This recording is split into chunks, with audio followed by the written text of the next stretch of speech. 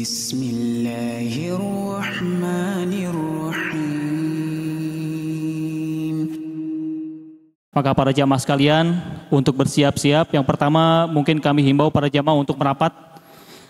Bangga untuk merapat Pak, insya Allah masih banyak jamaah yang berdatangan, maka supaya lebih mudah kita mengatur tempat lebih rapih seperti itu, maka mohon untuk merapat semuanya ke arah depan agar tempat yang tersedia bisa lebih maksimal untuk diduduki oleh kawan-kawan kita yang baru datang. Dan juga kami himbau untuk tidak mengaktifkan alat komunikasi sejenak dan kita mendengarkan kajian dengan khidmat.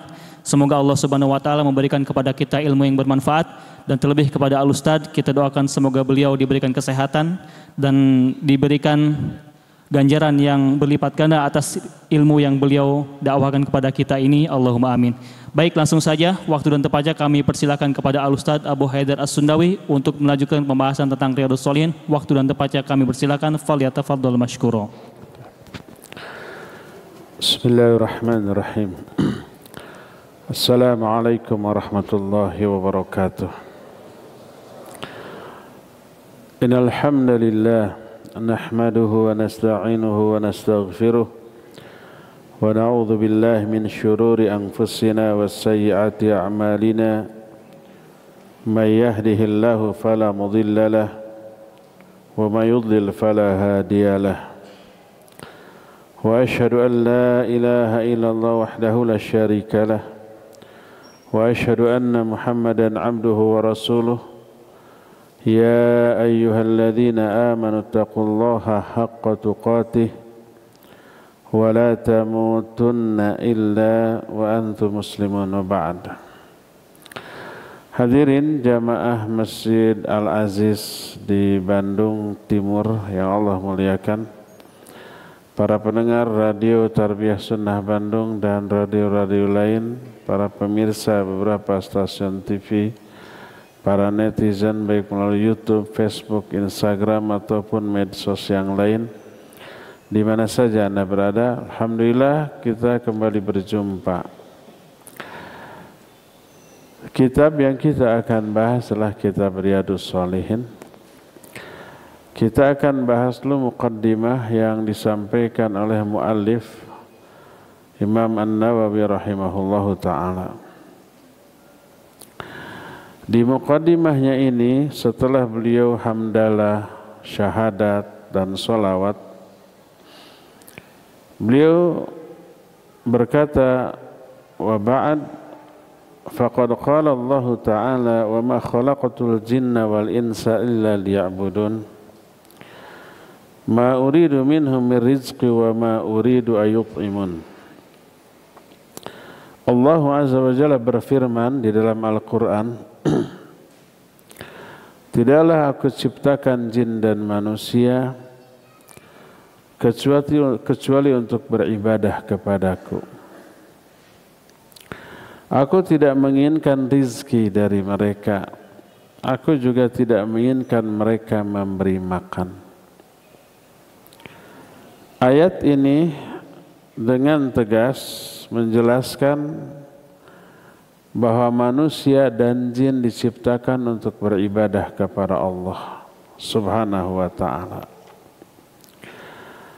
Karena itu sudah selayaknya setiap kita memperhatikan tentang ibadah ini beserta cara-caranya yang benar dan berpaling dari kesenangan dunia dengan cara zuhud kepada mereka, zuhud kepada dunia. Ingat, kita hidup di dunia bukan ingin menikmati dunia, bukan untuk bersenang-senang di dunia, akan tetapi untuk melakukan ibadah di dunia. Seluruh yang Allah ciptakan di dunia ini sebagai media penunjang bagi kita agar beribadah lebih baik lagi. Jadi dunia ini negeri yang fana, bukan tempat yang abadi. Dunia ini disebutkan markab ubur, artinya hanya tempat berlalu saja, bukan tempat untuk menetap. Dunia ini hanya jalan yang kita lalui sementara, bukan jalan untuk bukan tempat untuk tinggal. Ingat nggak waktu kita membahas kitab Miftahud Dari Sa'adah? Dari Sa'adah itu surga. Miftahnya kunci ilmu. Kunci surga itu ilmu. Beliau di sana menerangkan Allah menciptakan kita itu untuk menempati tempat surga, untuk tinggal di surga. Makanya Allah menyatakan kepada Adam, ya Adam, uskun anta wa zawjukal jannah. Hai Adam, tinggallah engkau dan istrimu dalam surga. Jadi Allah ciptakan Adam, Hawa berserta anak turunannya itu untuk tinggal di surga. Karena hikmah tertentu Adam, Hawa diturunkan dulu ke muka bumi. Sementara tidak akan sementerus, mungkin semen abad. Nanti harus pulang kampung, baliknya kemana? Harus ke surga lagi. Salah satu hikmah yang diterangkan oleh Imam Ibnu Qayyim, kenapa kalau memang manusia akan ditempatkan di surga, kenapa harus turun dulu ke dunia? Imam Ibnu Qayyim menjelaskan agar manusia menyadari dahsyatnya nikmat surga. Setelah ada perbandingan dengan kehidupan yang riweuh di dunia, ya enggak? Di dunia mah banyak keburukan, penderitaan, kanyeri, kaperi, segala macam kita rasakan. Pahit peherna kehidupan itu kita rasakan. Setelah kita mengetahui dunia itu riweuh seperti ini, baru kita mengetahui tingginya nilai surga. Ketinggian nilai surga baru kita sadari setelah ada perbandingan dengan kehidupan di dunia. Jadi ketika mereka itu kembali nanti ke surga, pasti akan bersyukur dengan syukur yang luar biasa besarnya.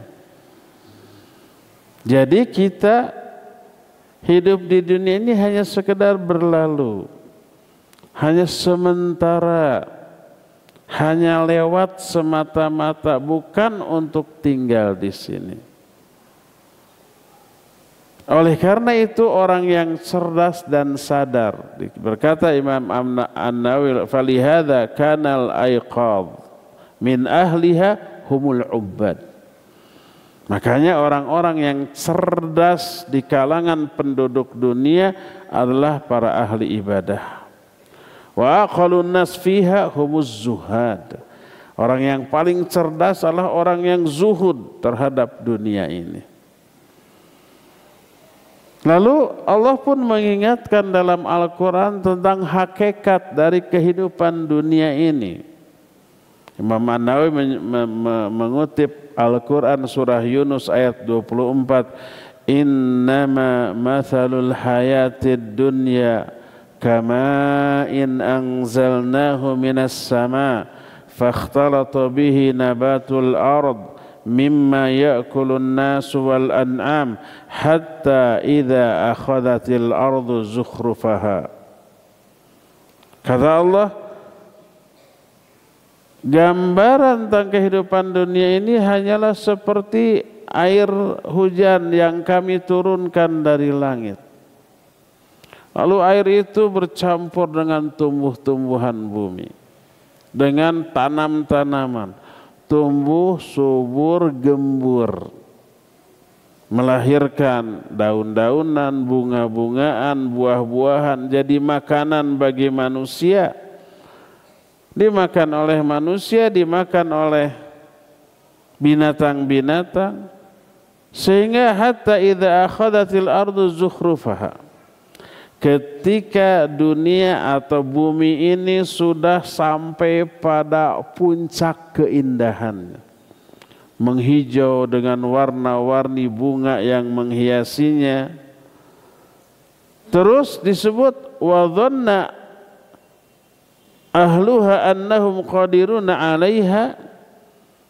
Lalu penduduk bumi ini sudah yakin bahwa mereka akan mampu memetik hasilnya, memetik panennya. Ataha amruna lailan aw nahara, maka datanglah perintah dari kami mungkin malam atau siang. Faja'alnaha hasidan ka'allam taghna bil amas. Jadi Allah Subhanahu wa ta'ala menurunkan macam-macam yang bisa menggagalkan panen. Bisa badai, bisa angin, bisa wabah atau apapun, seolah-olah tidak pernah mereka itu menanam sebelumnya karena tidak ada hasilnya. Ternyata apa yang terjadi, proses menanam sampai memanen atau gagal panen hanya sebentar dan hasilnya tidak ada apa-apa. Itulah hakikat dari kehidupan dunia. Kadzalika nufassilul ayati liqaumin yatafakkarun. Demikianlah kami rinci, kami jelaskan ayat-ayat kami bagi kaum yang berakal. Jadi orang yang berakal dalam kehidupan di dunia ini adalah orang-orang yang memanfaatkan hidup ini untuk ibadah, untuk berbuat zuhud terhadap dunia. Makna zuhud sudah kita terangkan ya. Zuhud itu intinya adalah menahan diri dari apa? Dari apa yang ingin kita nikmati tetapi itu berefek melalaikan kita. Kita zuhud dari dunia, menjaga diri dari dunia agar kita tidak terkena fitnahnya. Nih Imam An-Nawawi kemudian menukil sebait syair yang sangat indah. Beliau berkata, walihada ahsanul qail. Betapa bagusnya orang yang membuat syair berikut ini.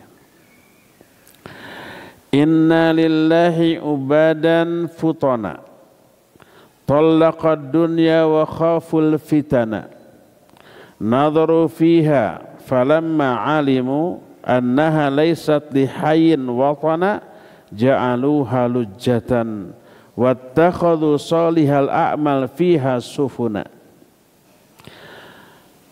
Kalau yang ngerti bahasa Arab ini indah susunan bahasanya, dalam sekali isinya. Tapi kalau sudah diterjemahkan, mungkin isinya dapat tapi keindahan bahasa hilang atau minimalnya berkurang.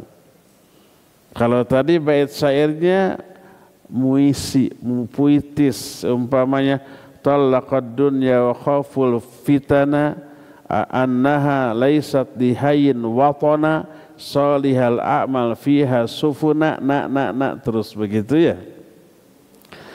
Apa maknanya? Coba kita terjemahkan. Maknanya dapat, tapi keindahan bahasanya hilang, tidak puitis lagi.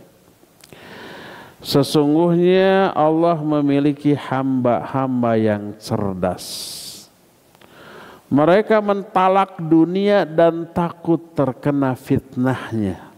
Dari cerdas ke fitnahnya kan jauh, tidak puisi ya, tidak puitis. Tapi maknanya dapatlah.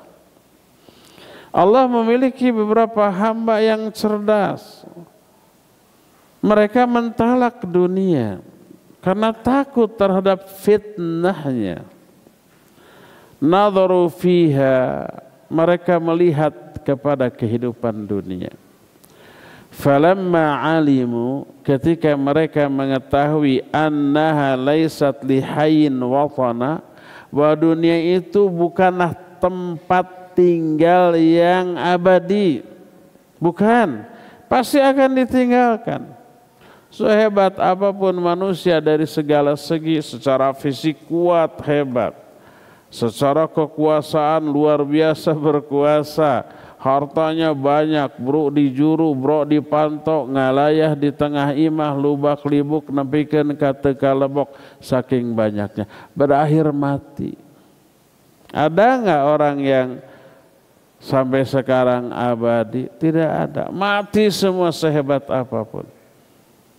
Bukan tempat tinggal yang abadi. Jadi nadharu fiha, mereka melihat kepada kehidupan dunia. Falamma alimu, ketika mereka mengetahui bahwa dunia ini bukanlah tempat tinggal yang abadi, ja'aluha lujjatan, mereka menjadikan dunia ini seperti samudra, seperti lautan. Bagaimana caranya agar bisa selamat dari gelombang, dari ikan hiu, dari ikan pemangsa, predator gitu. Sebab beresiko nyebur ke lautan, tenggelam atau dimakan oleh predator lautan. Bagaimana? Wattakhadhu solihal a'mal fiha sufuna, mereka membuat perahu agar tidak tenggelam, tidak dimakan ikan hiu atau predator laut yang lainnya. Apa perahunya? Amal soleh. Wattakhadhu solihal a'mal fiha sufuna, mereka menjadikan amal soleh sebagai perahu yang akan membawa mereka mengarungi lautan itu. Inilah sikap orang yang cerdas, hamba-hamba pilihan Allah itu selalu ada. Dan isi syair ini selaras dengan nas ayat, nas hadis yang sahih. Ayat banyak, wa mimman khalaqna, dan di antara orang-orang yang kami ciptakan akan selalu muncul satu kelompok umat yang menyeru kepada kebenaran. Dan itu Allah menyuruh, wal takum minkum ummatun yad'una ilal khair, dan seterusnya. Hadis yang sahih banyak tuh, di antaranya Nabi SAW menyatakan, dan inilah yang oleh Imam Ahmad dikatakan ahlul hadis. Illam yakunu ahlul hadis fala adri manhum. Kalau mereka bukan ahlu hadis, aku tidak tahu lagi siapa mereka. Nabi SAW menyatakan akan selalu muncul satu kelompok kecil dari umatku. Terus mereka itu istiqomah atau selalu tegak di atas kebenaran. La yadurhum man khalafahum, tidak memadaratkan kepada mereka orang-orang yang menyelisihi mereka. Hatta taquma sa'ah, sampai datang hari kiamat. Syekh Shalih Al-Fauzan hafizahullah di dalam syarah Salasatul Usul Salasah disyarah oleh banyak ulama. Syekh Al-Utsaimin termasuk Syekh Shalih Al-Fauzan menyatakan, la tazalu ta'ifatu min ummati qa'imina 'alal haqq la yadurruhum man khalafahum. Akan selalu muncul satu kelompok kecil dari umatku yang tegak di atas kebenaran, mereka itu tidak dimadaratkan oleh orang-orang yang menentang mereka sampai hari kiamat. Maksud hari kiamat, kata Syekh Shalih Al-Fauzan, adalah min asyratiha, salah satu di antara tanda kiamat berupa munculnya angin yang halus, yang lembut dari arah Yaman. Siapapun orang yang memiliki keimanan walaupun sekecil debu, kena angin itu mati. Sehingga yang tersisa di dalam kehidupan dunia hanya orang-orang kafir yang tidak memiliki iman sama sekali. Nah, kiamat, hancurnya alam jagat raya terjadi di generasi mereka, seburuk-buruk generasi.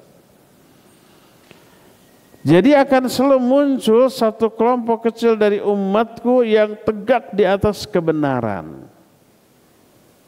Sampai tiba masanya munculnya angin yang halus tadi yang mematikan seluruh orang yang memiliki iman dalam hatinya. Kata Imam Ahmad, illam yakunu ahlul hadis fala adri manhum. Kalau mereka itu bukan ahlul hadis, aku tidak tahu lagi siapa lagi mereka. Mereka lah para ulama yang tegak di atas kebenaran dan membuat orang juga ikut terbawa tegak bersama mereka di atas kebenaran. Ada lagi satu hadis yang memotivasi kita untuk komitmen kepada ilmu nih. Tadi kan kita jelaskan kitab yang disusun oleh Imam Ibnu Qayyim dengan judul Miftahud Daris Sa'adah, kunci negeri kebahagiaan. Kunci itu ilmu, negeri kebahagiaan itu surga, kunci surga itu ilmu. Karena mustahil orang tanpa ilmu bisa masuk surga, mustahil. Kenapa? Kalau nggak ada ilmu, gimana dia bisa termotivasi ibadah secara benar kalau bodoh dia? Nah, Rasul SAW bersabda, yahmilu hadzal ilma min kulli khalafin uduluhu. Ilmu ini, agama ini akan dipikul di setiap generasinya oleh orang-orang yang teradil di kalangan mereka. Allah pilih tuh. Di setiap generasi Allah pilih. Kalau zaman dahulu memilih para nabi dengan para pembantu terdekatnya, orang-orang hebatnya. Setelah para nabi tidak ada, nabi terakhir Nabi Muhammad SAW, Allah pilih orang-orang tertentu untuk menjaga agama itu. Terus setiap generasi begitu, Allah pilih orang-orang teradil. Jadi sampai generasi nanti munculnya angin yang halus yang mematikan orang-orang beriman tadi, ya terus begitu. Jadi setiap zaman, setiap generasi akan selalu muncul hamba-hamba Allah yang eksis di atas kebenaran. Sekalipun para penentangnya banyak, mereka tetap eksis karena keilmuannya. Berdasarkan hal itulah maka syair ini isinya selaras dengan ayat dan hadis tadi. Inna lillahi ubadan futana talaqud dunya wa khaful fitana, bahwa Allah di dunia ini memiliki beberapa hamba-hamba pilihan yang cerdas. Mereka mentalak dunia karena takut fitnahnya. Mereka memperhatikan isi kehidupan dunia setelah mereka mengetahui bahwa dunia itu bukan tempat abadi untuk menetap. Mereka jadikan dunia ini ibarat lautan dan mereka menjadikan iman dan amal soleh sebagai bahtera untuk mengarungi lautan ini. Ini yang akan menyelamatkan. Nah, berdasarkan hal itulah maka kalau keadaan dunia seperti itu dan kita diciptakan untuk sekedar lewat saja di dunia, bukan untuk menetap, maka hendaklah setiap orang yang dibebani dengan kewajiban selama hidup di dunia memilih jalan hidup untuk dirinya sebagaimana jalan hidup yang pernah ditelusuri oleh manusia terbaik, manusia paling cerdas, manusia paling waras, manusia paling sadar, yaitu Rasul Sallallahu Alaihi Wasallam, mempersiapkan diri untuk mengarungi bahtera, untuk mengarungi lautan yang tak berujung, tak berpangkal ini. Tapi usia kita pasti ada batasnya ketika mengarungi lautan tersebut.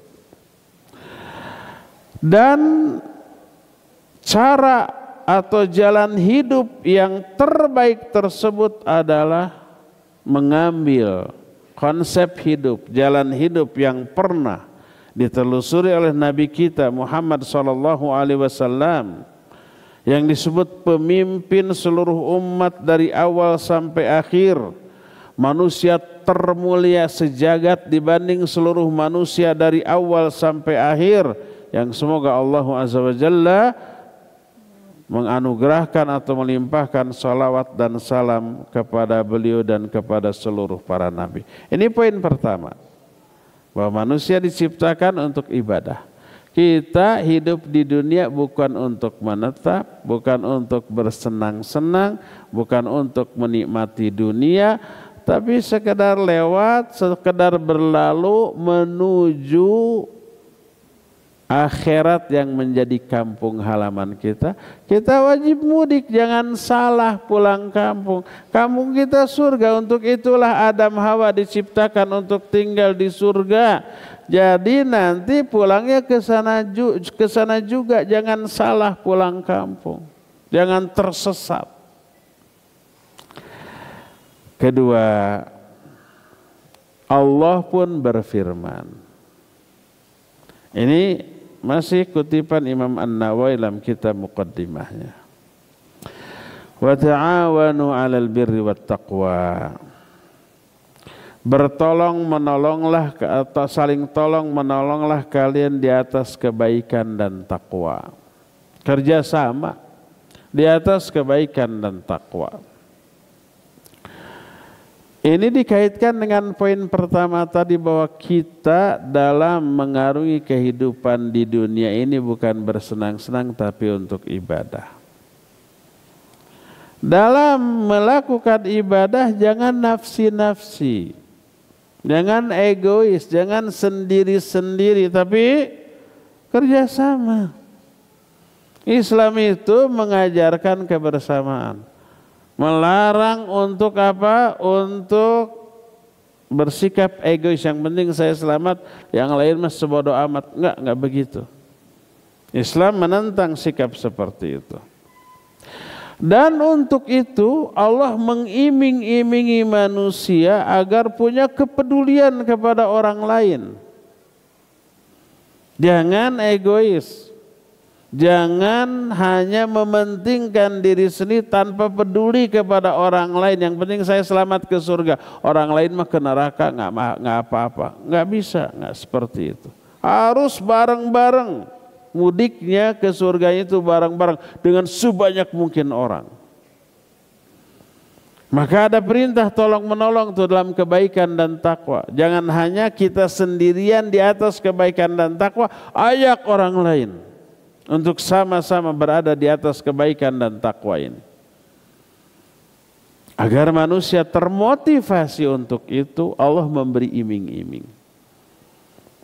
Apa iming-imingnya? Lalu Imam An-Nawawi menukil beberapa hadis. Pertama, hadis ini hadis yang panjang, hanya dipenggal sebagian kalimat yang berkaitan dengan tema yang sedang dibahas. Rasul sallallahu alaihi wasallam bersabda, wallahu fi aunil abdi ma kanal abdu fi auni akhihi. Allah akan selalu menolong seorang hamba selama hamba itu siap menolong orang lain. Al jaza'u min jinsil amal. Balasan akan Allah berikan sesuai dengan jenis perbuatan. Jenis perbuatan kita menolong orang lain, Allah nanti menolong kita. Ini yang pertama, hadis ini sahih riwayat Imam Muslim dari Abu Hurairah radhiyallahu anhu. Kedua, hadis yang juga riwayat Imam Muslim dalam kitab sahihnya dari Abu Mas'ud, berkata Rasul sallallahu alaihi wasallam, man dalla ala khairin falahu ajri fa'ilih.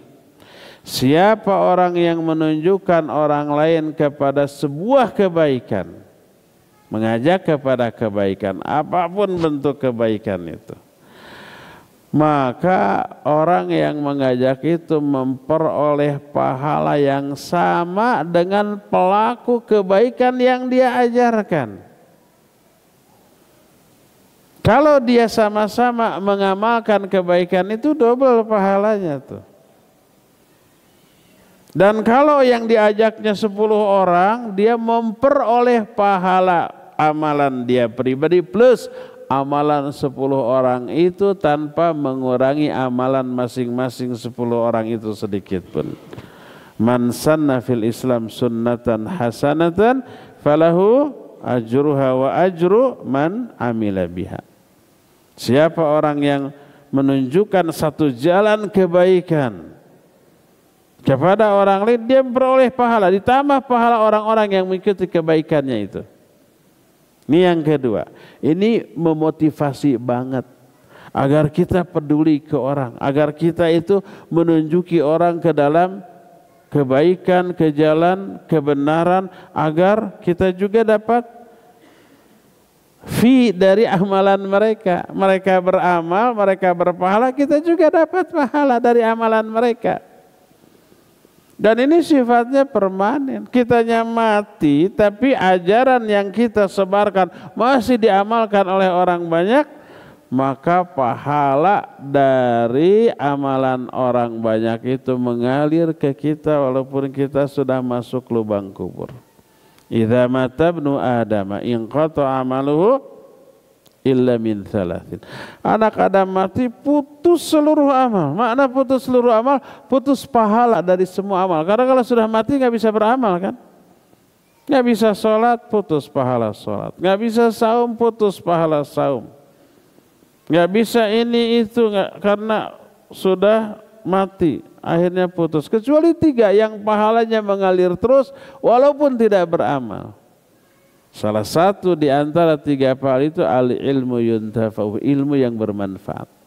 Kita ajarkan ilmu, dimanfaatkan oleh orang banyak, kita mati, ilmunya masih manfaat, ngalir terus pahala itu ke alam kubur. Ini yang kedua. Ketiga,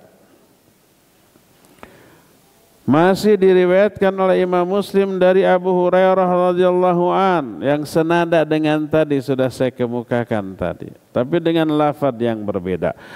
Man da'a ila hudan kana lahu minal ajri mithlu ujuri man tabi'ahu la yanqusu dzalika min ujurihim syai'a.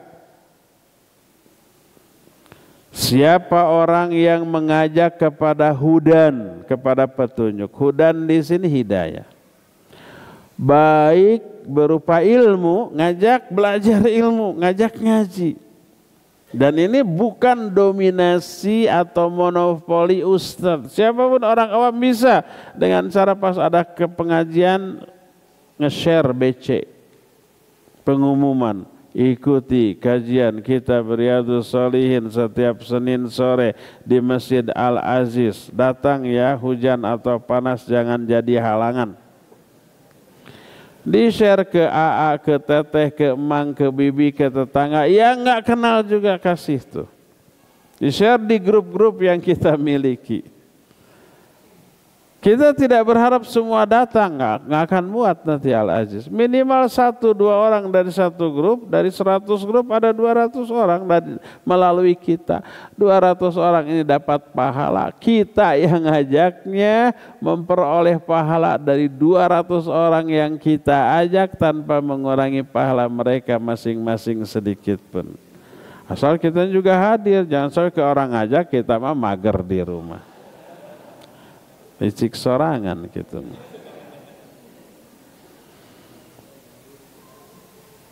Jadi andil apapun yang kita mainkan untuk mengajak orang memperoleh ilmu, lakukan. Walaupun sekedar nge-BC pengumuman kepada banyak orang. Siapa orang yang mengajak kepada petunjuk, dia memperoleh pahala sama seperti pahala orang-orang yang mengikuti petunjuk itu tanpa mengurangi pahala mereka sedikit pun.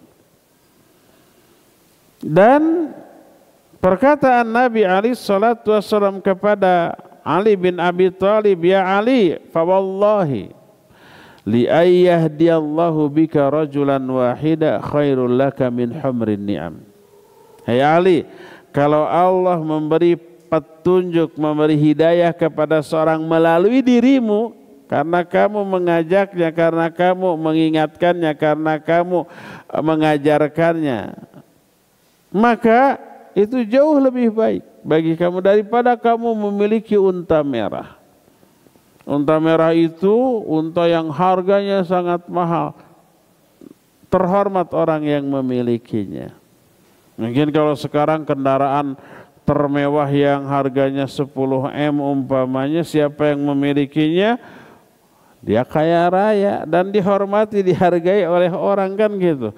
Tapi satu orang yang kita ajak ngaji, ajak untuk ibadah, karena itu Allah memberi hidayah kepada mereka karena ajakan kita, pahalanya jauh lebih berharga daripada kita memiliki puluhan mobil-mobil mewah tersebut. Mobil mewah bagaimanapun pertama akan musnah, yang kedua ngurus lagi pasti mahalnya, dah kudu diparaban. Adapun pahala tanpa harus memiliki tempat untuk menampungnya, tanpa harus dijaga, dipelihara, langsung masuk kepada tabungan kita untuk kebahagiaan kita di akhirat ketika kita mudik kelak. Hadis ini sahih riwayat Imam Bukhari dan Imam Muslim. Coba lihat motivasi yang diberikan oleh Allah melalui lisan Rasulnya Shallallahu Alaihi Wasallam agar kita peduli kepada orang lain. Salah satu bentuk kepedulian itu adalah mengajak agar orang lain baik seperti yang kita inginkan, sama-sama menjadi orang soleh, sama-sama menjadi ahli ibadah, sama-sama menjadi orang baik yang bermanfaat.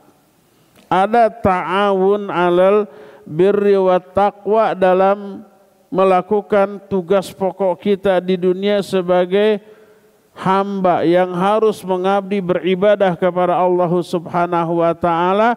Jangan nafsi-nafsi, egois sendiri-sendiri, enggak, harus berjamaah dalam melakukan ibadah kebaikan sehingga berjamaah juga kelak mudik ke surga di akhirat nanti.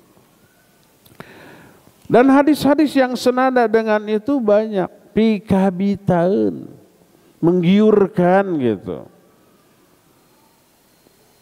Maka setelah mengutip hadis-hadis tadi, berkata Imam An-Nawawi rahimahullah,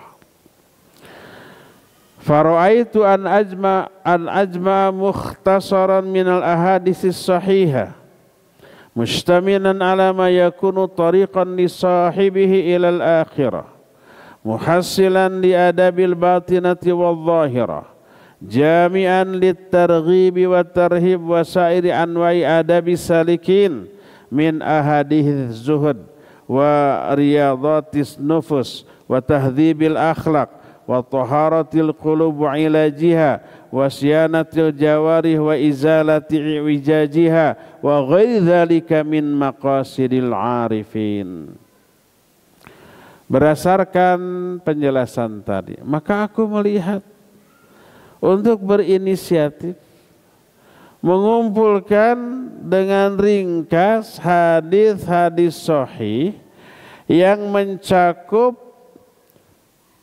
menjelaskan jalan bahagia menuju akhirat yang bisa menghasilkan adab-adab baik lahir ataupun batin, yang menghimpun targhib ataupun tarhib. Targhib itu memberi iming-iming, memberi motivasi, memberi dorongan.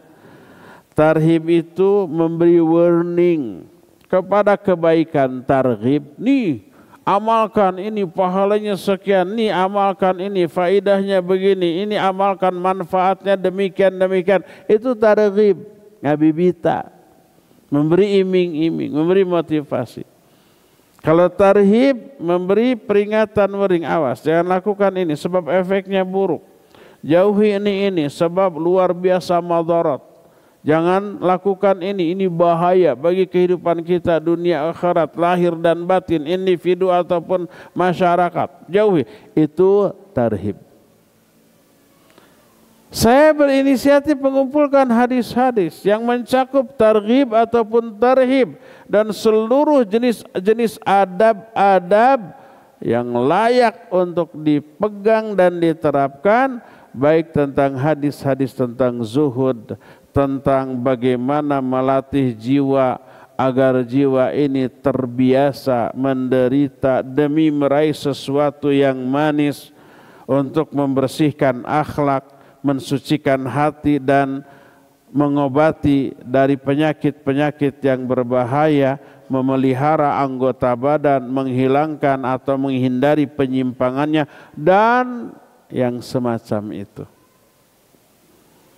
Kita lihat para pemerhati pemerhati kesehatan tubuh.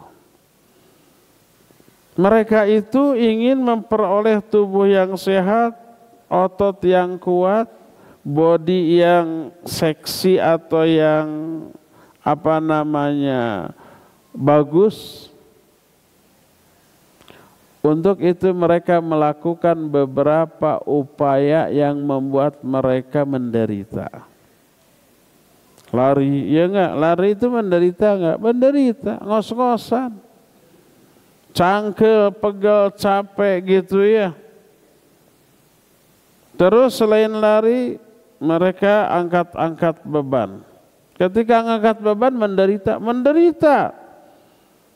Ekspresi penderitaannya kelihatan ketika angkat beban sampai tiba bergeg, tiba peraket. Peluh bercucuran. Nafas ngos-ngosan.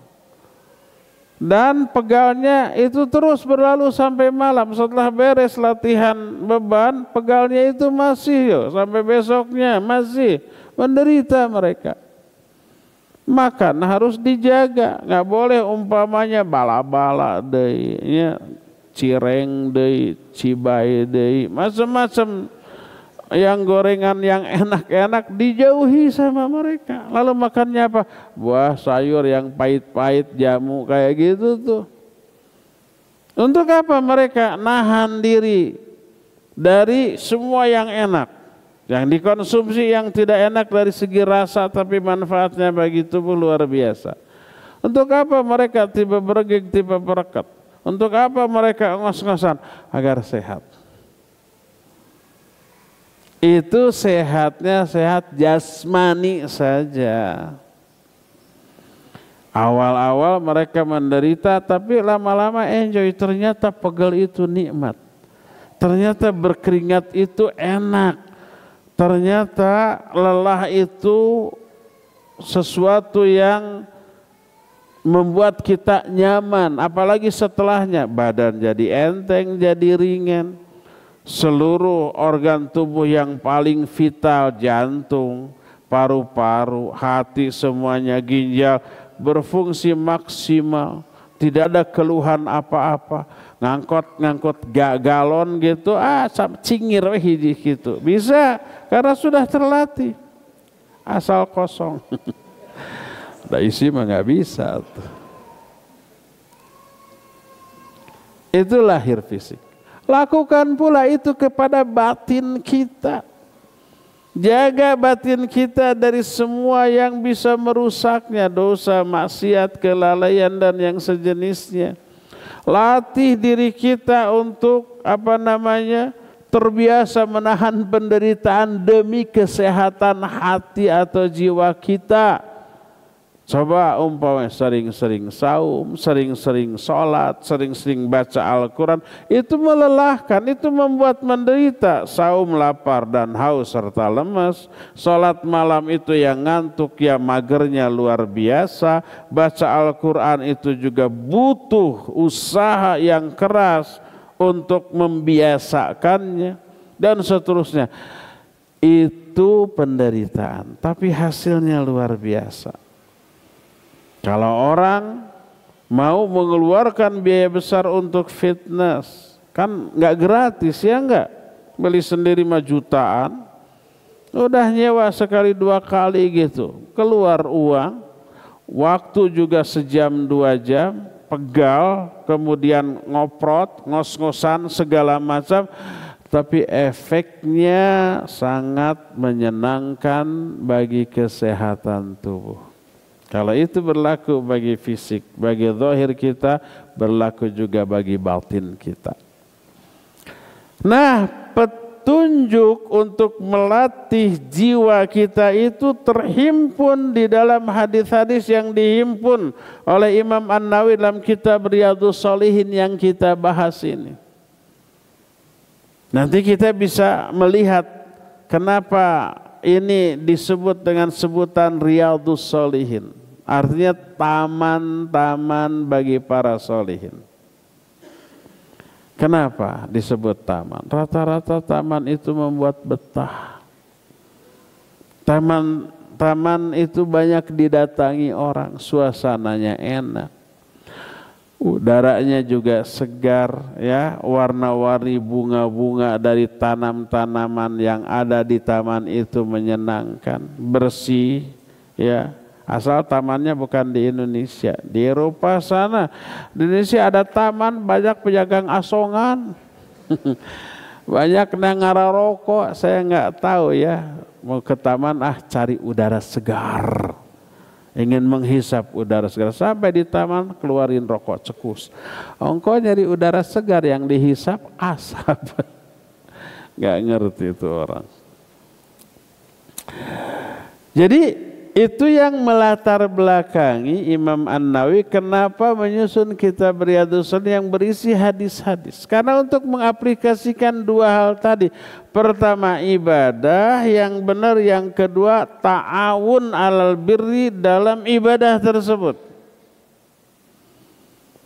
Dan Imam An-Nawawi ingin mengambil bagian yang luar biasa banyak dan besar dalam hal ta'awun al-birri wat taqwa ini. Ta'awun, kerjasama untuk melakukan ibadah dengan cara menghimpun hadis-hadis diajarkan.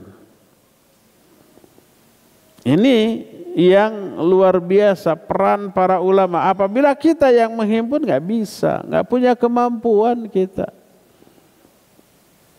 Tapi para ulama memiliki kapabilitas yang mencukupi untuk menghimpun hadis-hadis yang sangat bermanfaat bagi manusia pada umumnya. Lalu setelah itu beliau berkata, wa altazimu alla adhkura illa hadithan sahiha minal wadhihat mudhafan ilal kutubis sahihatil masyhurat wa usaddirul abwab minal Qur'anil aziz bi ayatin karimat. Kata beliau, aku akan berkomitmen di dalam menghimpun hadis-hadis ini untuk tidak menyebutkan hadis kecuali hadis yang sahih, yang jelas-jelas kesahihannya, yang disandarkan kepada kitab-kitab yang sahih dan masyhur. Jadi seluruh hadis yang dicantumkan di sini oleh Imam An-Nawawi sahih menurut versi Imam An-Nawawi. Apa ada enggak ulama lain yang mendhaifkan beberapa hadis? Iya, ada. Nanti dijelaskan hadis ini dhaif. Timbul pertanyaan, Imam An-Nawawi tahu enggak bahwa hadis itu dhaif? Tadi kan beliau menyatakan saya hanya akan berkomitmen menghimpun hadis-hadis sahih. Tapi ternyata ada hadis itu yang dhaif menurut penilaian para ulama yang lain. Imam An-Nawawi tahu, beliau ahli hadis bergelar Al-Hafidh. Gelar Al-Hafidh itu gelar yang diberikan oleh para ulama kepada orang yang sudah menguasai seluruh seluk-beluk ilmu hadis. Tidak ada yang terlewat dan hafal hadis dengan sanadnya minimal nih 300.000 hadis dengan sanadnya. Bukan hanya matannya aja tapi dengan sanadnya. Dengan rawi-rawinya itu baru bergelar Al-Hafidh tuh. Ya sembarang gelar Al-Hafidh. Al-Hafidh itu bukan hafal Quran. Kalau sekarang dipersilakan kepada Al-Hafidh fulan untuk membacakan Al-Quran. Itu mah hafidh gelar dalam masalah hafalan Quran, bukan hadis tuh. Tapi kalau Al-Hafidh Imam Ibnu Hajar, Al-Hafidh Ibnu Qayyim, Al-Hafidh An-Nawawi, Al-Hafidh Al-Iraqi itu gelar di bidang hadis yang menguasai seluruh ilmu hadis dan hafal minimal 300.000 hadis dengan sanadnya dengan menyebut para perawinya. Dan itu prestasi yang tidak ringan, tidak bisa dijangkau oleh sembarang orang. Lalu wa usaddirul abwab minal Qur'anil aziz bi ayatin karimat. Lalu setiap bab akan aku dahului dengan beberapa ayat mulia dari Al-Qur'anul Karim. Kita akan lihat setiap membahas satu bab, di awal bab tersebut akan dibahas dulu beberapa ayat yang menjelaskan tema yang dibahas dalam hadis-hadis di bab tersebut. Umpamanya bab niat, bab ikhlas. Ada hadis-hadis tentang ikhlas. Sebelum membahas hadis tentang ikhlas, Imam An-Nawawi terlebih dulu mengutip ayat-ayat tentang keikhlasan. Ditulis dulu. Setelah itu baru hadis-hadisnya. Dan ada validasi hadis sahih tidaknya menurut versi Imam An-Nawawi. Nanti akan kita tambahkan. Kalau ada hadis itu dhaif, alasan kedhaifannya apa diterangkan dan kenapa Imam An-Nawawi mencantumkan, padahal beliau tahu bahwa itu dhaif. Terus nanti ada kata-kata mufradat yang muskil. Yang muskil itu yang samar maknanya atau jarang diketahui orang makna sebenarnya. Jangankan orang di luar Arab, orang Arab saja kadang-kadang tidak tahu kata tertentu dalam bahasa Arab. Sebagai contoh, Nabi SAW menyatakan, Inna min abghadikum ilayya wa ab'adikum minni majlisan yaumal qiyamah athartharun wal mutasyaddiqun wal mutafaihiqun.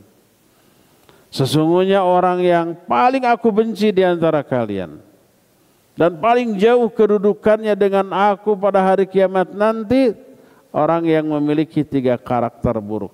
Athartharun, al-mutasyaddiqun, dan al-mutafaihiqun. Athartharun itu bahasa kitanya loba catur tanpa bukur gitu. Maknanya apa? Banyak omong tapi nggak ada maknanya. Loba catur, catur itu ngomong bukan skakster. Tanpa bukur nggak ada isinya. Bawel, cerewet, banyak omong. Al-mutasyaddiqun dari asyadqu, ini rahang. Artinya orang yang mengindah-indahkan omongannya untuk menarik perhatian, caperlah intinya. Dan yang ketiga al-mutafaihiqun. Para sahabat bertanya, ya Rasulullah, qad arafna athartharun wal mutasyaddiqun, famal mutafaihiqun? Wahai Rasulullah, kami sudah tahu mana athartharun dan al-mutasyaddiqun. Lalu apa yang dimaksud dengan al-mutafaihiqun? Al-mutafaihiqun itu bahasa Arab. Para sahabat orang Arab, tapi nanya. Dijawab oleh Nabi SAW, al-mutakabbirun. Al-mutafaihiqun itu orang-orang yang takabbur. Jadi ada selalu kata yang muskil. Kita juga di sini banyak orang Sunda, tapi banyak istilah-istilah Sunda yang nggak fahamnya. Saya kemarin bilang satakar kebak, naon Ustaz satakar kebak teh, nggak ada yang tahu, nggak tahu dia apa itu satakar kebak. Dan banyak contoh-contoh yang lain. Nah, Imam An-Nawawi menjelaskan beberapa kata yang muskil, yang asing atau samar mananya atau malah tidak diketahui oleh banyak orang, dijelaskan ringkas. Tak hanya sebatas itu, tidak ada penjelasan apalagi berbicara aspek hukum fikih yang diambil dari hadis itu, tidak. Jadi kalau kitab Riyadhus Shalihin dipelajari oleh para penuntut pemula, penuntut ilmu pemula, mereka hanya dapat hafalan matan hadis dan sedikit faidah. Maka muncul inisiatif dari para ulama untuk mensyarah Syarah itu memberikan tafsiran, penjelasan yang lebih rinci. Ditambah kita akan melihat nanti setiap hadis selalu ada keterkaitan dengan aspek tauhid atau aspek akidah, dan selalu ada kaitan dengan aspek fikih. Coba tanya kepada para ustadz atau antum sering ngaji, apapun materinya, termasuk materinya itu umpama materi tentang tauhid, masalah akidah gitu, masalah akhlak, ada pertanyaan yang muncul tidak pernah lepas dari masalah fikih atunya. Apapun materinya, fikih selalu muncul tuh. Hadis banyak yang menjelaskan banyak aspek dalam hadis yang ringkas. Ada kaitan dengan tauhid, ada kaitan dengan akidah, ada kaitan dengan ibadah, ada kaitan dengan akhlak. Seluruh aspek keterkaitan hadis dengan seluruh aspek itu dirinci oleh para ulama. Dan itu nanti dijelaskan dalam faidah hadis atau fiqhul hadis. Hanya ulama-ulama yang jeli saja yang mampu menangkap faedah tersembunyi dari hadis yang sedang dibahas. Ini perlunya membahas kitab dengan syarah yang diterangkan oleh para ulama, agar tertuntun, karena yang membedahnya orang yang memiliki kemampuan ilmu yang bisa diandalkan untuk itu. Makanya kita membahas syarah kitab Riyadhus Shalihin. Syarahnya dari para ulama, bukan dari saya. Saya tidak berani untuk mensyarah. Kalau ada syarah dari diri saya, jangan didengar, tutup kuping. Ustadz bukan ahli, tidak layak untuk mensyarah sendiri. Sampaikan aja syarah dari para ulama, ya. Inilah muqaddimah yang disampaikan oleh Imam An-Nawawi dalam kitab Riyadhus Shalihin. Mulai Senin depan insyaallah kita akan masuk kepada bab pertama di dalam kitab Riyadhus Shalihin, bab al-ikhlas wa ikhdharun niyah fi jami'il a'mal wal aqwal al-barizah wal khafiyah, ya insyaallah. Sekarang cukup sampai di sini saja dulu, dan kita masih punya sisa waktu untuk bertanya jawab. Dipersilakan untuk mengajukan pertanyaan. Wa sallallahu ala nabiyina Muhammadin wa ala alihi wa ashabihi wassalam. Bagi ikhwan yang mau ngacung langsung boleh.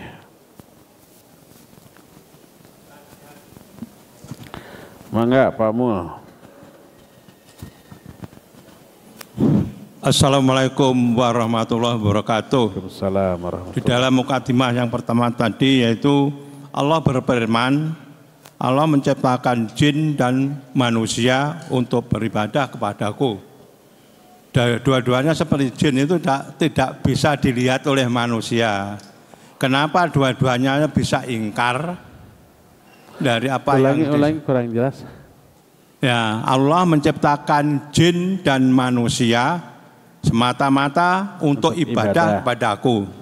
Nah, di antara yang satu yaitu jin tidak bisa dilihat oleh kita dengan mata yang ini normal mata. Ya, kemudian dua-duanya itu ada yang ingkar. Apa yang menyebabkan ingkar itu? Sekian, assalamualaikum warahmatullahi wabarakatuh. Waalaikumsalam warahmatullahi wabarakatuh. Baik, barakallahu fiik. Pak Mulyono, jin tidak bisa dilihat oleh kita, iya, tapi oleh Allah dan oleh para malaikat mah terlihat jelas.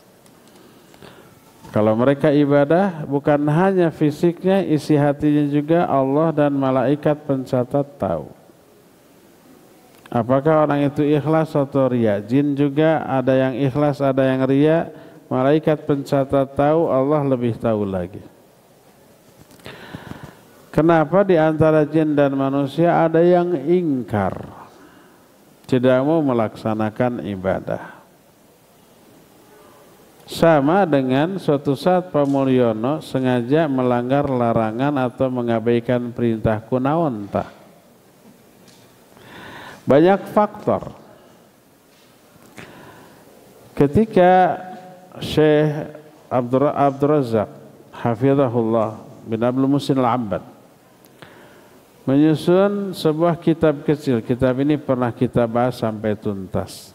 Judulnya Asbabu Ziyadatil Iman wa Nuqsanuhu. sebab-sebab bertambahnya iman dan berkurangnya iman. Ketika membahas sebab-sebab berkurangnya iman, dan inilah penyebab orang ingkar, baik mengabaikan perintah ataupun melanggar larangan. Ada sebab internal, ada sebab eksternal. Sebab internal pertama al-jahlu, kebodohan.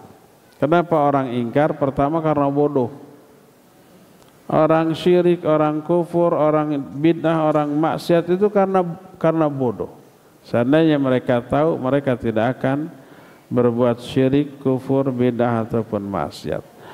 Itu pertama. Kedua, ittiba'ul hawa, mengikuti hawa nafsu. Ketiga, termasuk di antara penyebab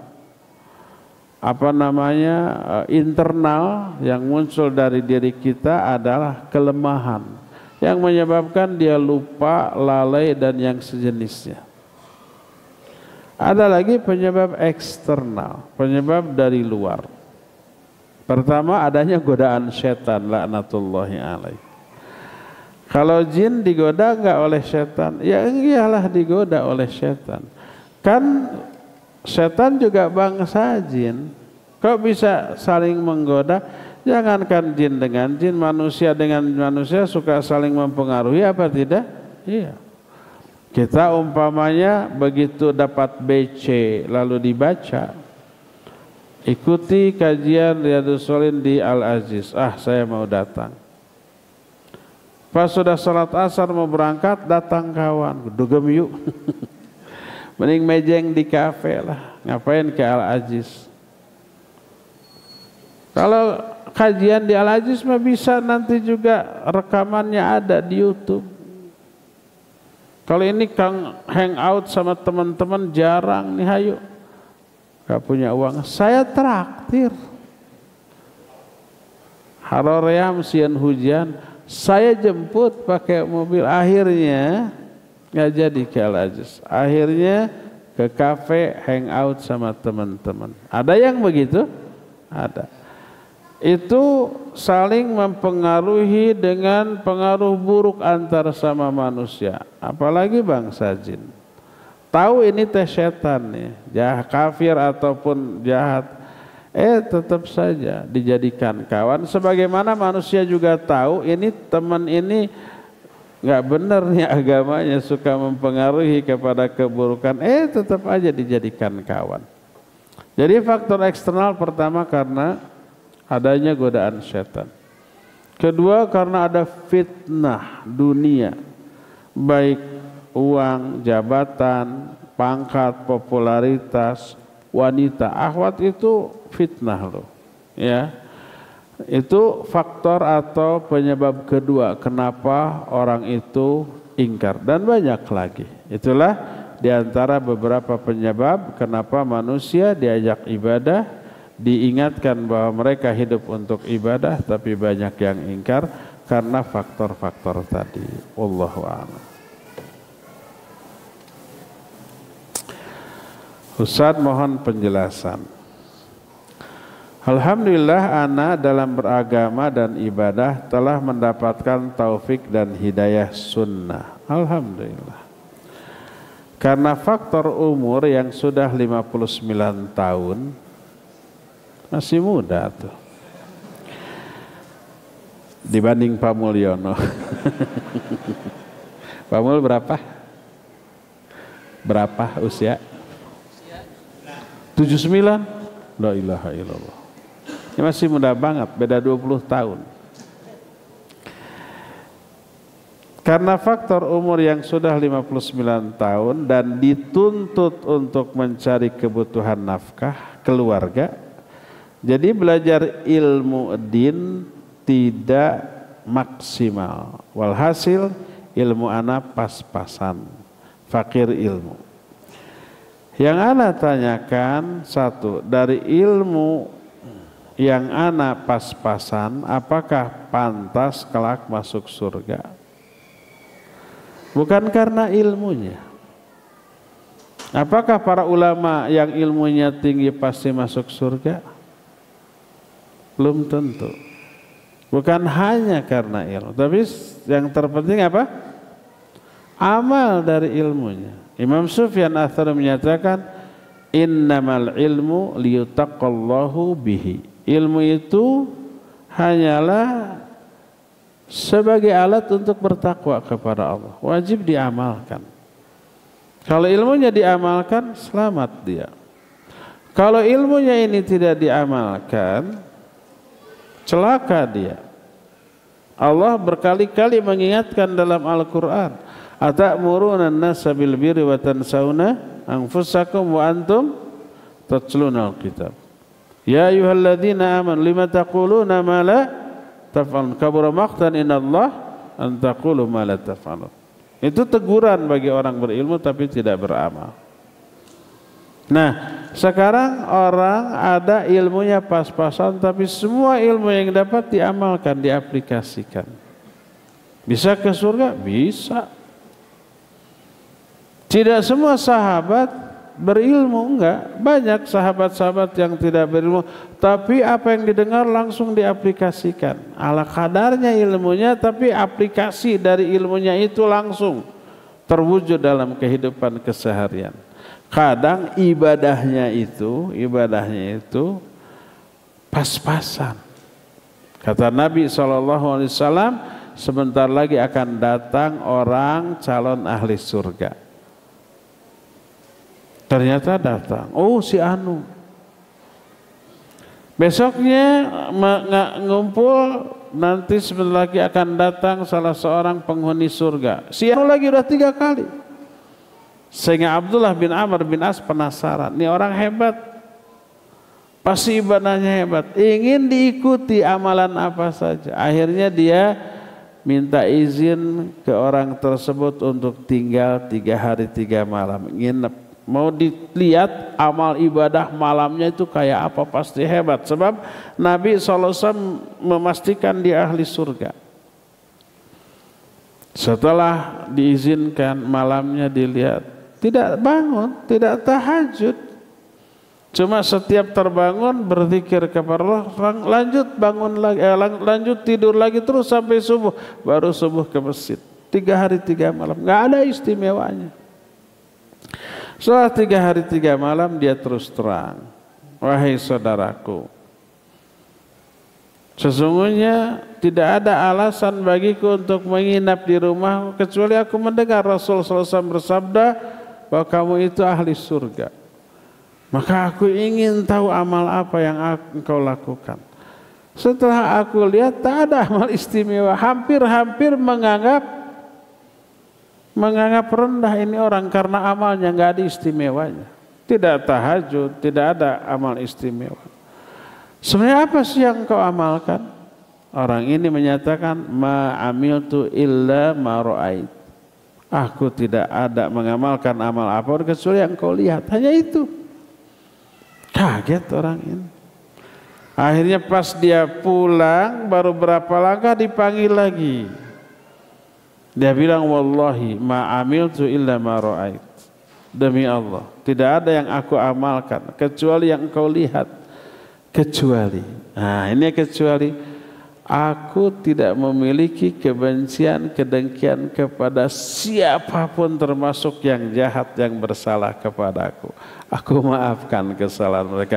Tak eta. Itu yang menyebabkan orang itu dijamin ahli surga oleh Rasul sallallahu alaihi wasallam. Jadi yang penting pengamalan, ya. Tidak semua orang cerdas, tidak semua orang bisa mendapatkan kemudahan untuk memahami ilmu, enggak. Tapi yang ada amalkan, yang ada amalkan. Bisa masuk surga? Sangat bisa, ya. 2. Perbuatan amal apa yang harus ana laksanakan agar mempermudah ana dan keluarga masuk surga? Fardu kalaku, sunnah kalampah. Yang fardu laksanakan, yang sunnah juga lakukan, yang haram, yang makruh jauhi. Kalau itu bisa dilakukan cukup insya Allah, ya. Syukran Ustaz Afwan.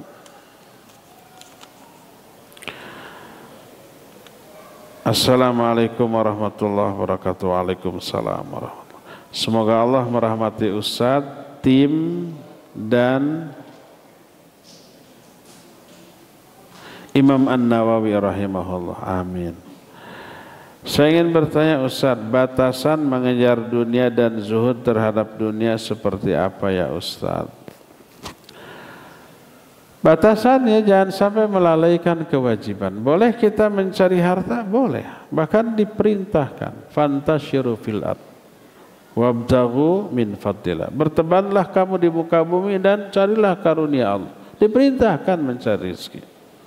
Untuk seorang suami mencari harta yang halal jihad. Thalabul halali jihadun. Itu perkataan Ibnu Abbas dan Ibnu Mas'ud. Mencari harta yang halal adalah jihad. Jadi ibadah ya ibadah. Nah, batasan jangan sampai melalaikan kewajiban, melalaikan sholat, melalaikan ngaji seperti ini ya. Dan setelah dapat, jadikan alat untuk meraih pahala jariyah. Zakat, infak, sedekah dipakai tutulung kanu butuh, tatalang kanu susah, meremaweh kapa pada manusia. Kemudian bila memungkinkan hajilah, umrohlah dan seterusnya ya. Maka untuk itulah harta itu kita cari.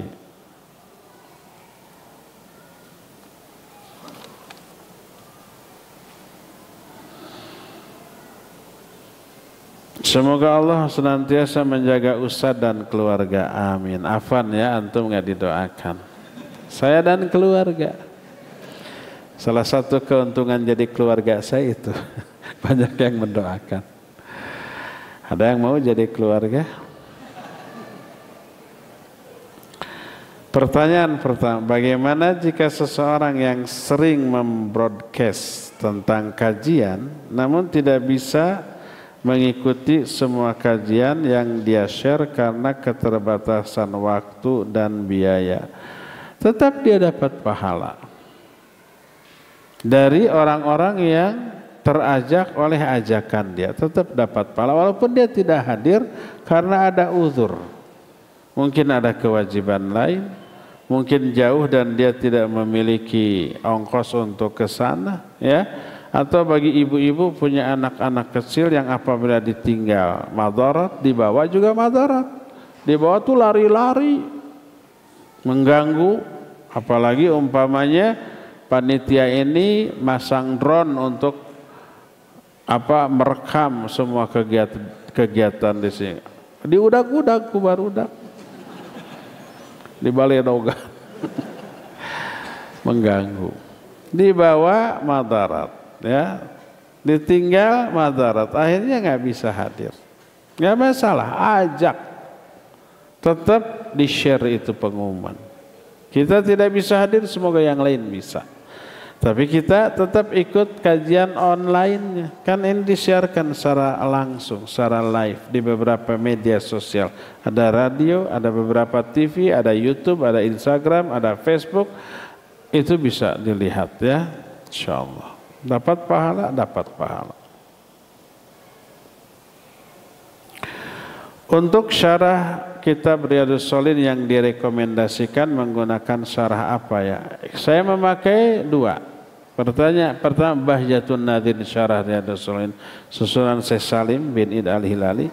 Kenapa saya pilih ini? Seperti yang sudah saya jelaskan, pertama dibahas sahih tidaknya hadis ini. Kalau dhaif kenapa alasannya? Kalau sahih nggak perlu dijelaskan alasan. Kenapa kalau sahih nggak perlu dijelaskan, kalau dhaif harus dijelaskan? Itulah kaidah.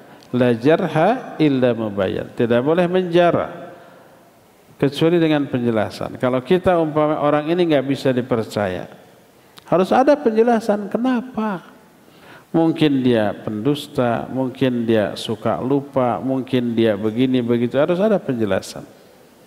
Hadis juga begitu. Kenapa dia dhaif? Dhaifnya dari segi sanad atau rawi atau matan. Kalau sanad apakah dia munqati, mu'dhal atau umpamanya mu'allaq atau apa? Dijelaskan. Tapi kalau hadis itu sahih nggak perlu penjelasan. Kenapa? Karena hadis sahih adalah hadis yang memenuhi 5 syarat. Ittisalus sanad, ya, dhabtur ruwat, ya, sanadnya muttasil. Terus rawi-rawinya dhabit. Rawi-rawinya adil. Terus tidak ada syad. Syad itu nyeleneh, bertolak belakang dengan hadis yang lebih sahih atau dengan ayat Al-Quran. Pokoknya kalau 5 syarat itu terpenuhi, itu hadis sahih. Makanya kalau hadis sahih nggak perlu penjelasan karena pasti memenuhi 5 syarat ini. Kalau dhaif harus ada penjelasan. Jadi pertama dijelaskan ke dhaif atau sahihnya hadis ini. Kedua dibahas beberapa mufradat yang perlu. Yang ketiga baru dijelaskan faidah hadis, pelajaran yang bisa diambil dari hadis itu. Yang keempatnya, kalau hadis itu menyangkut aspek fikih, dijelaskan ikhtilaf para ulama tentang masalah yang dibahas dalam hadis itu, lalu dijelaskan mana yang lebih kuat berdasarkan dalil yang ada. Dan itu sangat ilmiah, ya. Makanya saya pilih ini. Nanti ada beberapa tambahan dari syarah Riyadhus Shalihin dari Syekh Al-Utsaimin rahimahullah, ya. Terakhir, Assalamualaikum Ustaz. Waalaikumsalam. Saya mau tanya, apakah kiamat itu termasuk azab? Kalau nggak salah tadi Ustaz bilang kiamat itu untuk generasi terburuk. Jazakallahu khair. Iya. Apakah kiamat itu azab? Kalau yang dimaksud azab adalah membuat orang tersiksa dan menderita, iya jelas. Semua orang menderita karena kiamat, termasuk orang yang sudah mati. Karena orang yang sudah mati, mereka hidup lagi di alam kubur. Para penghuni kubur pun merasakan dahsyatnya goncangan hari kiamat. Takut, ya takut. Para malaikat juga takut. Para malaikat juga mati ketika kiamat terjadi. Al-Quran menyatakan, wa nufikha fis-sur fasaiqa man fis samawati wa man fil ard. Ditiup sangkakala. Matilah siapa yang ada di langit dan siapa yang ada di bumi. Yang ada di langit para malaikat. Kengeriannya, menakutkannya luar biasa. Ya, dari aspek itu azab. Dan kengerian hari kiamat, kata Syekhul Islam Ibn Taimiyah, termasuk penderitaan yang mengurangi kadar azab di akhirat nanti. Iya, ya. Ya, sudah selesai sampai di sini dan waktunya juga sudah cukup bagi kita. Insyaallah kita mulai memasuki pembahasan bab awal di hari Senin yang akan datang. Subhanakallahum bihamdik, asyhadu an la ilaha illa anta, astaghfiruka wa atubu ilaik, walhamdulillahi rabbil alamin. Wassalamualaikum warahmatullahi wabarakatuh. Waalaikumsalam warahmatullahi wabarakatuh. Jazakumullahu khairan katsiran wa barakallahu fiik kepada Al-Ustaz Abu Haidar As-Sundawi yang telah memberikan kepada kita ceramahnya pada sore hari ini. Kami himbau kepada para jamaah untuk mengecek kembali barang bawaannya dan juga berhati-hati di perjalanan. Semoga kita bisa bertemu lagi di kesempatan yang mendatang. Allahumma amin. Dan juga kami berterima kasih jazakumullahu khairan katsiran kepada Yayasan Tarbiyah Sunnah yang sudah membantu dan juga bekerja sama dengan DKM Al-Aziz Kota Bandung sehingga terselenggaranya acara ini dengan lancar biiznillah taala. Para jamaah sekalian, kami juga